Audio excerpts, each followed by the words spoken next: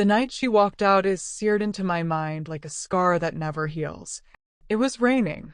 Predictable, I know. She didn't even bother waiting until the kids were asleep. She stood in the middle of the living room, suitcase dangling from her hand, eyes already somewhere else. Daniel, our youngest, clung to her leg, sobbing, "Mommy, where are you going?"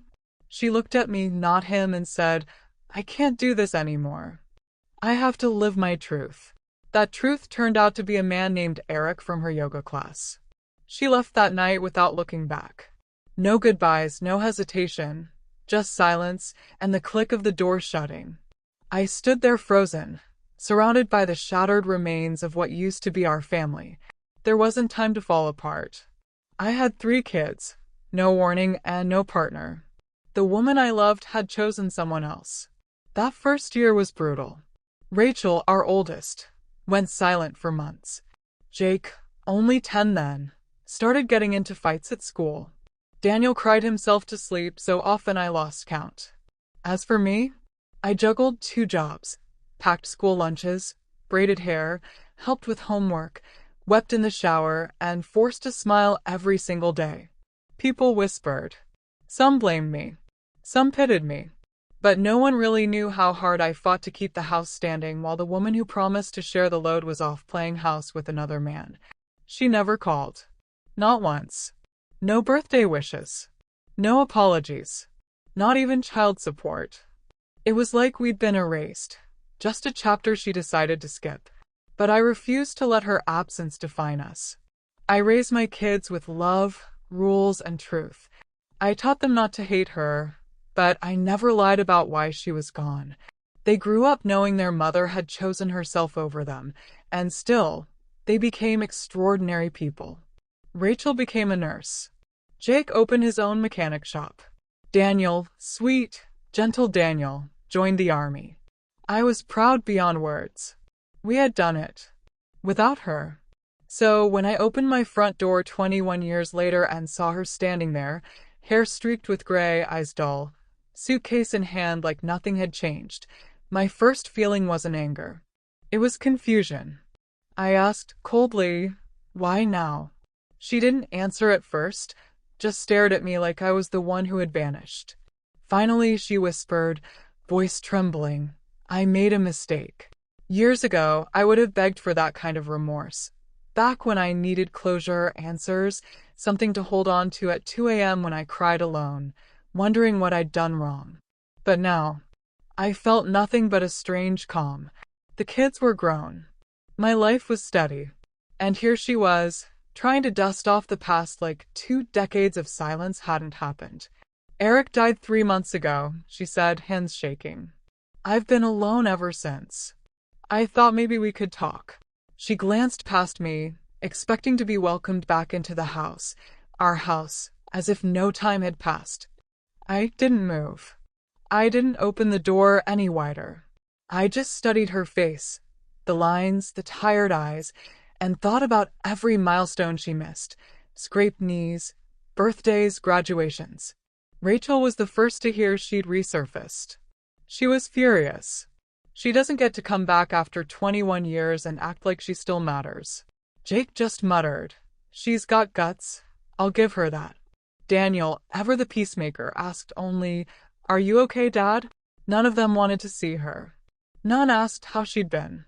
They'd built their lives without her. We all had. And now she stood there, acting like time owed her a do-over.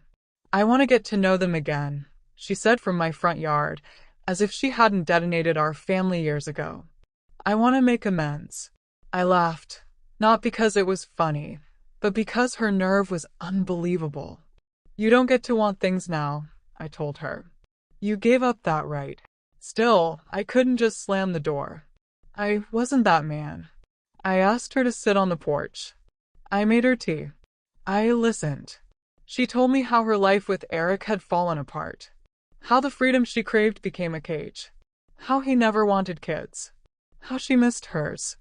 How regret clawed at her every night. But nothing she said changed anything.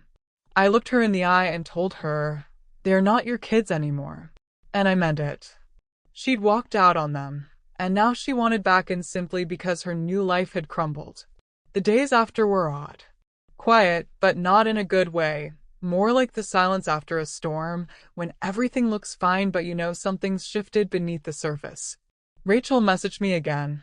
She better not come near me or my kids. Jake didn't even try to be polite. Tell her if she wants a reunion, she can dig through the ashes she left behind. Daniel, my steady Sunday caller, told me gently, "You did everything, Dad. You were both parents. She doesn't deserve a place in our story anymore." And he was right. I thought about every school play I watched alone. Every night I sat by Rachel's bed while she cried for a mother she barely remembered. How Jake went silent for almost a year after she left. How I used to lie awake wondering if she'd ever regret it. Now I knew she did. But regret isn't a key. It doesn't open doors. It only reminds you of the ones you slammed shut. One afternoon, she left a letter on the porch. No knocking, no words. Just an envelope tucked under the doormat like some fragile peace offering. Inside was an old photo, us before the betrayal, before the hurt. On the back, she'd written, "I'm sorry for everything. I know I don't deserve forgiveness. I just wanted to say goodbye properly this time." That night, I stared at the photo for hours. Not because I missed her, but because I didn't. The woman I married ceased to exist the day she chose someone else over the life we built. The one who showed up weeks ago was a stranger, and I owed her nothing. Not my time, not my children, not my heart. A month later, Daniel and I were in the backyard grilling steaks. The grandkids ran through the sprinkler, their laughter carrying through the air. Rachel and her husband were on their way. Jake had texted earlier, "Don't start the beer without me." Standing there, surrounded by the family I raised, the family she left, I felt real peace. Not the peace that comes after a storm, but the kind that comes from knowing you survived one. I'd carried the weight of her betrayal for years, and now I had finally set it down.